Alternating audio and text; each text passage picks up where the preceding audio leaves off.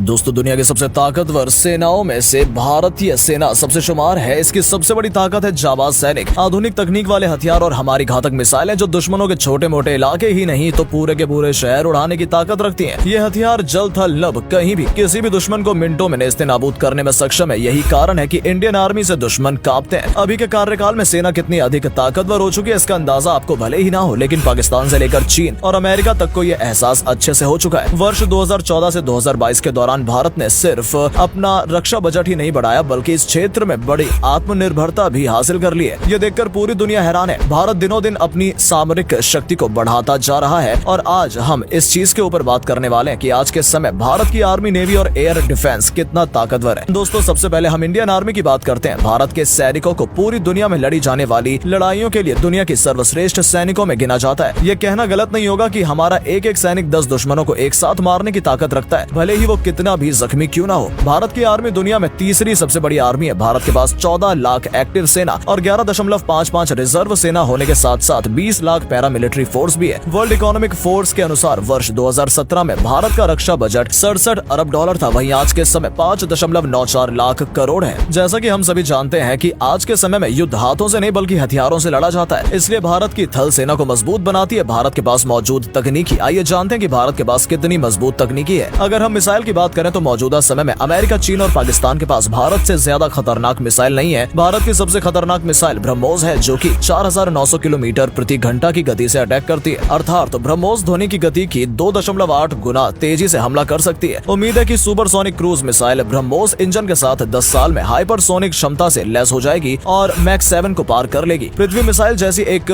Ballistic missile भी भारत के पास है। ये 350 किलोमीटर दूरी तक जमीन से जमीन पर मार करने की क्षमता रखती है। ये मिसाइल किसी भी एंटी बैलिस्टिक मिसाइल को धोखा देने की विशेषताएं रखती है। इसकी मदद से जम्मू कश्मीर से लाहौर तक निशाना लगाया जा सकता है। यही नहीं, एक और ऐसी मिसाइल भारत के पास है जो कि बैलिस्टिक मिसाइल है। इसका नाम अग्नि 5 है। भारत में बनी जमीन से जमीन पर वार करने वाली ये मिसाइल 5000 किलोमीटर की रेंज तक किसी लक्ष्य को नष्ट कर सकती है। अग्नि 5 इस सीरीज की सबसे आधुनिक मिसाइल है क्योंकि नेविगेशन, गाइडेंस, वॉरहेड और इंजन सभी के मोर्चे पर ये अपने पुराने साथियों से बेहतर बताई जाती है। इसके अलावा Pinaka multi barrel rocket launcher Bharat में निर्मित और भारतीय सेना के लिए रक्षा अनुसंधान और विकास संगठन DRDO द्वारा विकसित एक मल्टी बैरल लॉन्चर है। इसका मार्क 1 सिस्टम 40 किलोमीटर तक और मार्क 2 75 किलोमीटर तक वार कर सकता है। ये 44 सेकंड में 12 उच्च विस्फोटक वाले रॉकेट लॉन्च कर सकता है। पिनाका में कारगिल युद्ध के दौरान अपनी जबरदस्त सेवा दी और पहाड़ की चोटी पर बैठे दुश्मन की स्थिति को बेअसर करने में सफल रहा था। वर्ष 2014 से हर वर्ष लगभग 5000 मिसाइल का उत्पादन किया जा रहा है। नेवी पावर, दोस्तों, भारतीय नौसेना की ताकत इतनी जबरदस्त और मॉडर्न है कि पाकिस्तान के अलावा चीन और अमेरिका जैसे बड़ी सुपर पावर भी नौसेना समुद्र के युद्ध मुकाबला करने के काबिल नहीं है। यही वजह है कि इंडियन नेवी दुनिया की 10 सबसे शक्तिशाली नौसेनाओं में शामिल है, जिसे दुनिया की 5वीं शक्तिशाली नेवी माना जाता है। आज भारतीय नौसेना के पास लड़ाकू विमान ले जाने वाला युद्धपोत INS विक्रमादित्य है। भारतीय नौसेना के पास विध्वंसक फ्रिगेट, लड़ाकू जलपोत, पहरा देने वाले जहाज, परमाणु पनडुब्बियों सहित दूसरी पनडुब्बियां, डिस्ट्रॉयर, युद्धपोत, पेट्रोल एंड कोस्टल जहाज और युद्ध क्षमता से लेस एयरक्राफ्ट भी है। नौसेना में करीब 70,000 सैनिक हैं, जिनमें मरीन्स और नेवल एविएशन स्टाफ शामिल है। शक्तिशाली और आधुनिक हथियारों से लेस इंडियन नेवी के सामने पाकिस्तान की नौसेना कहीं नहीं टिकती है। पाकिस्तानी नौसेना के जंगी बेड़े में 9 युद्धपोत, 8 पनडुब्बी, 17 पेट्रोल और कोस्टल जहाज और 8 युद्ध एयरक्राफ्ट ही शामिल है। इंडियन नेवी के पास बेहद आकर्षक जहाजों, सबमरीन एयरक्राफ्ट की फ्लीट है। भारतीय नौसेना देश की कई किलोमीटर लंबी समुद्री सीमा पर अपनी कड़ी निगाह रखती है। इंडियन नेवी में मौजूद कई शक्तिशाली युद्धपोत और पनडुब्बियां किसी भी वक्त अपने लक्ष्य को नष्ट करने में सक्षम है। भारत की पहली न्यूक्लियर स्वदेशी सबमरीन INS अरिहंत भी अपने पेट्रोलिंग पूरी कर चुकी है। जिस नौसेना में जितनी ज्यादा पनडुब्बियां होती हैं वो उतनी ही ताकतवर मानी जाती है। भारतीय नौसेना के जंगी बेड़े में INS Kalvari, INS Arihant, INS